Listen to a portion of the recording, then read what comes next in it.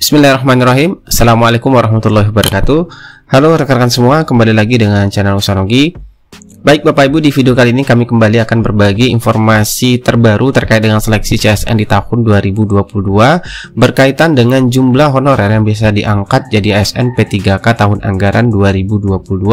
Hal ini tentunya berkaitan ataupun berdasarkan ketersediaan formasi Pemda yang sudah ditetapkan ataupun disetujui oleh Panselnas, yaitu Kemenpan RB bagi rekan-rekan pelamar P1, P2, P3, P4 untuk rekrutmen P3K guru di tahun 2022. Oleh karena itu, silakan disimak videonya sampai selesai untuk mendapatkan informasi yang akan kami sampaikan di video ini. Baik Bapak Ibu, langsung saja mengenai untuk jumlah honorer yang bisa diangkat ataupun formasi yang tersedia di tahun 2022 ini, yang sudah kita ketahui untuk pendaftaran itu sudah berakhir Bapak Ibu ya, di tanggal 13 November kemarin. Dan untuk bagi rekan-rekan jumlah guru yang lulus PG yang jumlahnya 193.954 itu ada yang mendapatkan penempatan dan juga ada yang tidak mendapatkan penempatan. Namun juga ada yang bisa turun prioritas dan ada juga yang tidak bisa turun prioritas. Nah, berkaitan dengan yang bisa diangkat di tahun 2022 ini, datanya kita dapatkan dari paparan yang disampaikan oleh Kemendikbud bahwasanya dari formasi yang diajukan oleh Pemda di tahun 2022 ini, itu Pemda hanya mengajukan formasi sebanyak 319.618 atau sekitar 40,9% dari kebutuhan di tahun 2022 Bapak Ibu.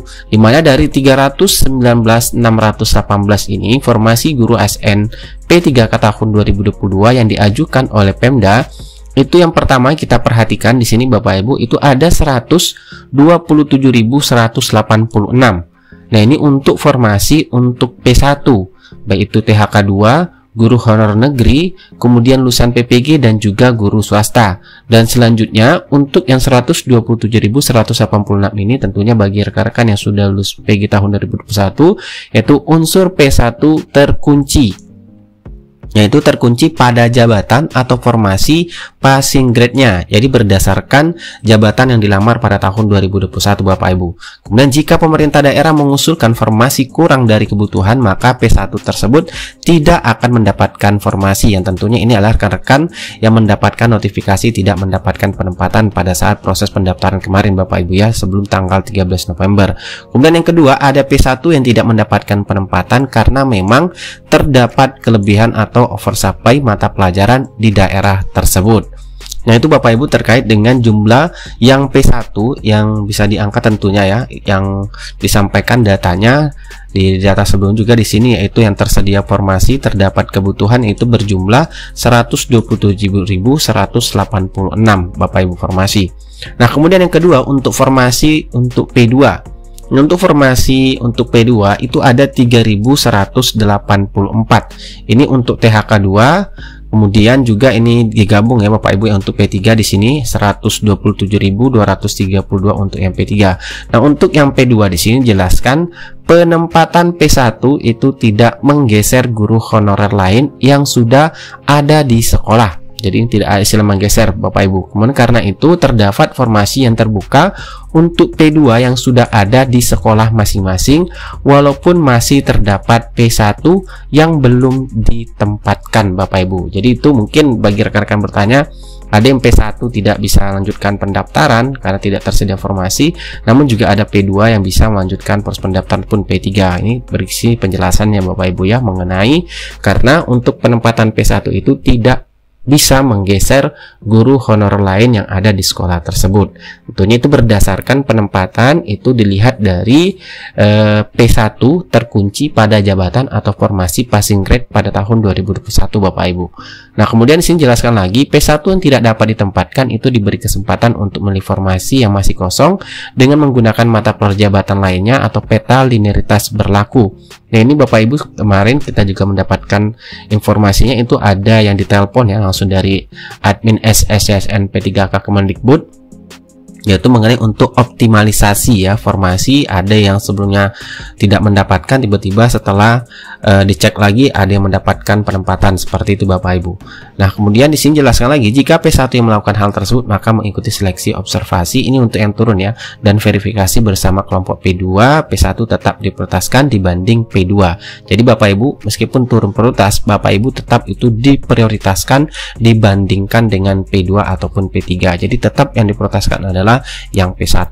Seperti itu Bapak Ibu. Jadi ini adalah jumlah tentunya formasi yang tersedia untuk P2 dan P3 ya. P2 3184, kemudian 127.232 untuk formasi untuk P3, yaitu guru honor negeri yang masa kerjanya ini besar ya, besar dari lebih dari 3 tahun itu melalui seleksi observasi. Nah, kemudian ada 62.016 formasi untuk pelamar umum, yaitu lulusan PPG dan guru swasta atau seizin yayasan melalui tes CAT UNBK Bapak Ibu, di mana formasi P3 untuk umum hanya formasi kosong yang sama sekali tidak ada guru honorernya.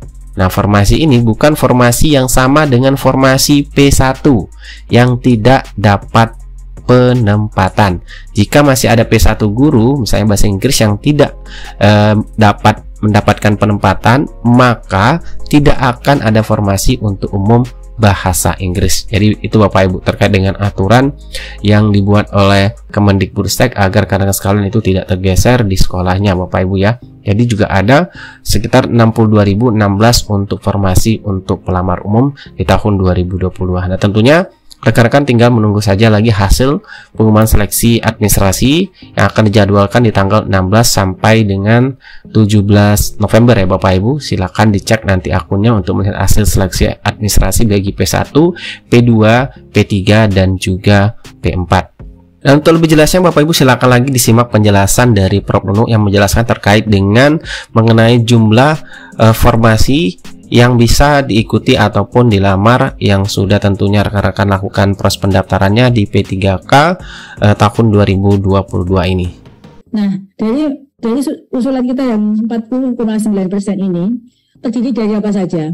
Nah, ini dari lulus passing grade itu yang sekarang sudah mendapatkan notifikasi bahwa yang bersangkutan ini, datanya ada di sini sebentar, 127.000 ini sudah mendapatkan notifikasi tersedia formasi, plus ada formasi 11.349 ini yang boleh memilih JF lainnya jika dia memiliki, atau mau tetap di jabatan yang sekarang tetapi menunggu sampai dibuka formasi.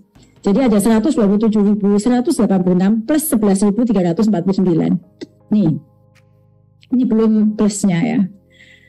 Kemudian ini adalah P1. Kami sampaikan pada semua forum ini bahwa ya P1 ini atau disebut dengan prioritas 1 itu adalah guru lulus passing grade tahun 2021. Dari manapun asalnya, apakah dia guru honorer sekolah negeri, THK 2, guru sekolah swasta, lulusan PPG, mempunyai hak yang sama sebagai P1. Meskipun mungkin guru tersebut sudah diberhentikan oleh sekolahnya, terutama di yayasan, karena dianggap keluar dari yayasan dengan memilih ASN P3K, tapi Bapak Ibu perlu tahu bahwa ini sekaligus jika forum ini tersiar secara luas, banyak pertanyaan yang masuk ke WA saya sampai kewalahan ya, hampir 24 jam guru-guru itu bertanya, apakah jika dia milih tidak lulus saat ini, apakah status P1-nya hilang? P1 terkunci pada jabatan atau formasi passing grade-nya. Jadi kalau dulu Bapak Ibu adalah guru SD, tapi tahun 2021 tidak tersedia formasi SD, kebetulan linearitasnya adalah IPA, kemudian memilih guru IPA di SMP dan tidak mendapat formasi tahun lalu, maka yang menjadi pertimbangan kita di dalam database kita lulus PG-nya adalah P1-nya, bukan guru kelas SD-nya. Jadi itu yang harus diketahui. Mengapa saya guru kelas SD, di SD saya ada formasi, tapi kenapa saya nggak dapat? Karena Bapak waktu itu melamar sebagai guru IPA. Itu harus diketahui ya. Yang dikunci di P1 adalah passing grade-nya waktu mengikuti seleksi 2021 yang diuji saat itu. Karena kenapa? Karena yang dipakai sebagai acuan adalah nilai hasil uji yang mata pelajaran yang dipilih pada saat itu. Jika pemerintah daerah mengusulkan formasi kurang dari kebutuhan, maka P1 tersebut tidak akan mendapatkan formasi. Ya, tidak akan mendapatkan formasi. Karena tidak ada formasi di tempat Anda. Jadi kalau memaksa, pokoknya harus diangkat tahun ini. Tolong berikan jalan keluar, karena kami sudah melakukan jalan keluar Pemda tidak membuka formasi. Kemudian ada P1 yang tidak mendapatkan penempatan karena memang terdapat kelebihan atau oversupply pada mata pelajaran tertentu di daerah tersebut. Nanti ada simulasinya.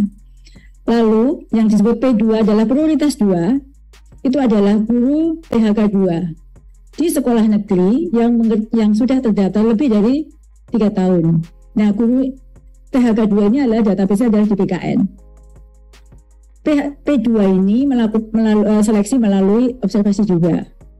Dan 127.232 adalah formasi untuk P3.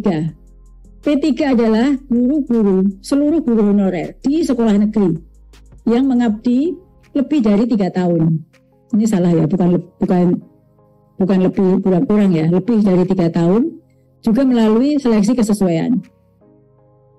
Guru honorer sekolah negeri ini itu mungkin sama dengan guru-guru lulus passing grade. Ada yang masa kerjanya 3 tahun minimal, ada yang sampai mungkin 15 tahun, mungkin juga 20 tahun, yang tahun 2021 belum beruntung lulus ambang batas.